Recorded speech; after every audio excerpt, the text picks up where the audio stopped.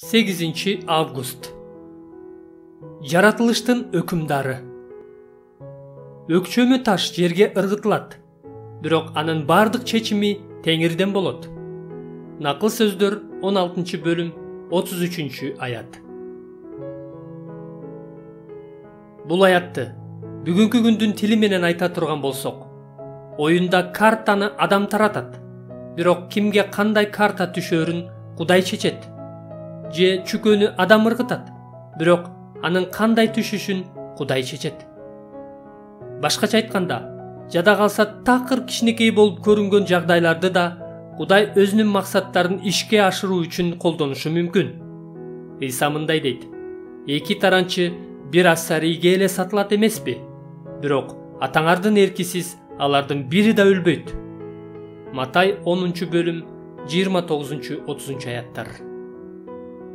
Лас-Вегастагы ар бир кумар оюнундагы бирөөнүн жеңиши болобу? Сансыз токойлордогу ар бир кичинекей канаттуунун жан берип жерге түшүшү болобу? Анын баары Кудайдын буйругу менен болот. Жунустун китебинде Кудай чоң балыкка пайгамбарды жутуп алууну буйруганы, көлөкө болуш үчүн бир өсүмдүккө өсүп чыгууну буйруганы жана куртка анын тамырын жеп кууратып салууну буйруганы айтылат. Балыктар же курттар бул жакта эле калсын.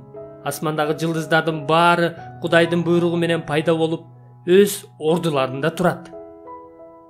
Башыңарды көтөрүп асманды карагыла. Аны ким жаратты? Ким анын кошуундарын эсеби менен чыгарып турат? Ал алардын баардыгын өз аты менен атайт. Анын кудурети күчтүү болгондуктан, күч кубаты зор болгондуктан эч нерсе жоголуп кетпейт. Ышая 40-бөлүм 26-аят. Мындан бетер, бул дүйнөдө болуп жаткан табигый нерселер, аба ырайы, жаратылыш кырсыктары, оорулар, майып болуп калгандар жана өлүм да анын көзөмөлүндө. Ал өз мыйзамын орнотту. Жылдыздар өз жолу менен жүрөт. Күн да өзүнүн өзөгүнөн чыкпай жарык берип турат. Адырлар жана тоолор, дарыялар жана булактар, деңиздердин тереңдиктери анын Кудай экенин жар салат. Катрин Дэвистин азыр жашап жаткан нерселердин баары жар салсын аттуу ырынан котормо.